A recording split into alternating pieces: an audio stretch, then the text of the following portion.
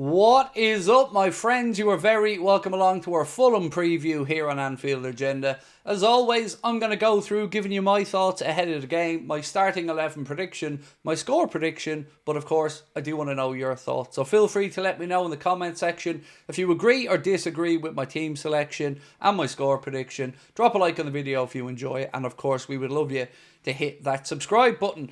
So it is a 2 p.m. kickoff on Sunday for this one against Fulham, which means we'll be live here on the channel from 12:45 in the afternoon. So if you want to come and join us for a watch along, you know what to do. We'll be live all the way through the game. We'll have our match reaction, our player ratings video, and then we'll even be back live on Sunday night for a late night agenda.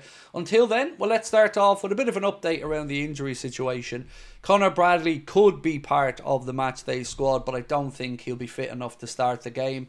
Alisson Becker, we're still waiting for absolute clearance for him from the concussion protocol, so I've erred on the side of caution and gone once again with Queevy and Kelleher, because as I record this, I've got no clarification on the situation with Alisson.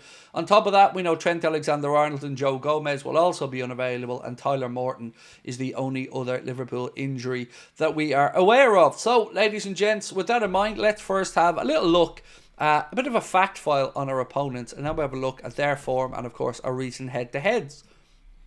Fulham have won just one of their last 13 Premier League games against Liverpool, drawing 3 and losing 9, beating us 1-0 at Anfield in March 2021. Liverpool are unbeaten in their last 6 away games against Fulham, winning 4 and drawing 2 since a 1-0 loss in December 2011 under Kenny Dalglish. Liverpool have scored 38 in 15 away Premier League matches this season, an average of 2.53 goals per game.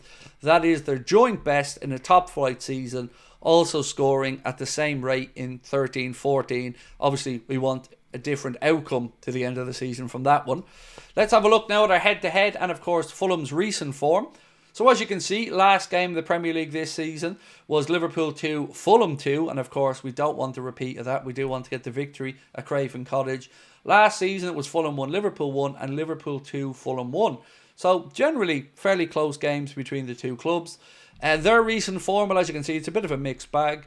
In the FA Cup, they beat Manchester United on penalties.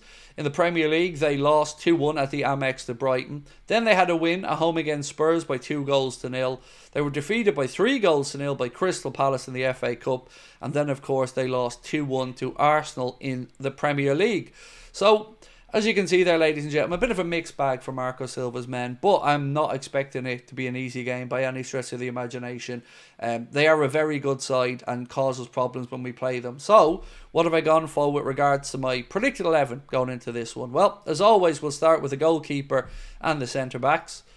I've gone with Queevy and Kelleher, as I mentioned at the start of the video, just because we're not 100% certain that Alisson has cleared concussion protocol yet. So, if he is fit, Alisson should start. If not, it'll be Queevy. Defensive centre-back pairing, you're not going to see a change there. Ibrahim Konate and your captain, Virgil van Dijk, will surely be the ones that start the game in the centre-back positions. In the full-back areas, though, well, I'm going to go with Curtis Jones again because he did so well against Everton. Obviously, Arne thinks he can do a job there, so why not roll the dice again? Play him at right back. Certainly brought lots of energy to the role. I wouldn't be fussed if Kwanzaa played it either, to be honest with you, but I think the manager may go again with Curtis Jones at right back, and of course I would stick with Robbo over on the left hand side. I think Robbo played really well again in the Merseyside derby, and I think he's a better defender than Kostas Tsimikas. So for me, the back five, Kelleher in goal, Jones at right back, which by the way still does feel really weird to say. Centre back pairing of Konate and your captain Virgil, and then Robbo at left back. Into midfield, and I'm not going to shock you here, ladies and gentlemen, the midfield trio should remain unchanged in my opinion. Remember, after this we're going to have a week between games, so plenty of time to rest and recover. So I'm going to go for Alexis McAllister, Ryan Gravenberch, and of course Mr. Dominic Szoboszlai to be the anchor of that Liverpool midfield. People may want Waturo to get a chance, or Endo to get a chance. People may want Elliott to get a chance, but most likely, if we're being honest, this is going to be the midfield that Arne Slot puts out. So I don't really expect any surprises there.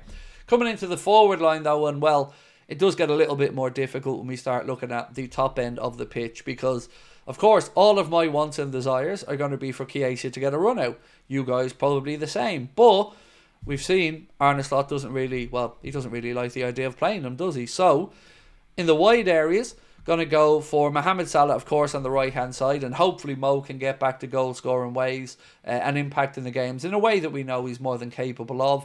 We're also waiting for that good news around his contract, so fingers crossed we get that on him and Virgil van Dijk really soon. And then, of course, on the left side, it's always a coin flip for me between Diaz and Gakpo, but Diaz was so good in the Merseyside derby. For me, absolutely our man of the match.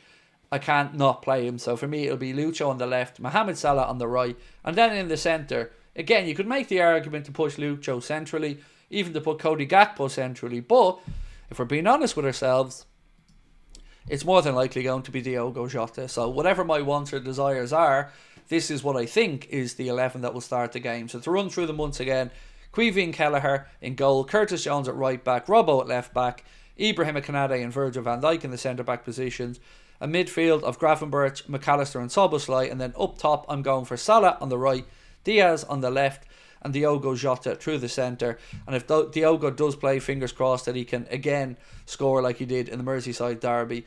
So that is my predicted 11, and then all that remains for me really to do is give you my score prediction, and again remind you that we'll be starting our coverage for our watch along from 12:45.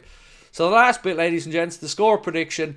Well, I was very close to going a narrow 1-0 win. I did flirt a little bit about the idea of a potential draw on this one, but I'm being optimistic. I'm looking ahead and I'm thinking we're going to get to 3 points. We're going to march one step closer to the Premier League title, and we're going to do it in the minimum amount of time. So I have gone for a final score of Fulham 1 and Liverpool 3. Again, if it's 2-0 and a clean sheet, I've no problem with that. But ultimately, I do think we'll get the job done. Hopefully, we come out of the traps a little bit quicker and score a little bit sooner than we did in the Merseyside derby. But ultimately, I'm expecting a Liverpool win. I think Arsenal will get the job done against Everton early on Saturday as well. If you haven't seen the Premier League predictions video, I recorded that. It is up on the channel. We go through all the 10 games from the weekend, giving you my score predictions for them all. And I think Arsenal will just about get the job done against Everton, although I wouldn't at all be surprised there to see the Toffees somehow get a draw out of that game. Remember, they were unbeaten in 9 coming in to play us, so maybe they'll wrestle a point or two away. And if they do, well, then the title could come a little bit sooner for the Reds. So that is pretty much it from me for now, ladies and gentlemen. Enjoy your weekend. Remember, I won't see you live on Saturday, but we will have, well, you'll be watching this video on the Saturday. There'll be a news video in the afternoon, but we're going to take off Saturday night and make sure we're fresh and ready to go for what is another massive game as the end of the season approaches. Just Liverpool, Fulham at Craven Cottage, 2 p.m. kickoff on Sunday. Enjoy your weekend and we will catch you up really soon. Thanks for watching. Much love. Bye-bye.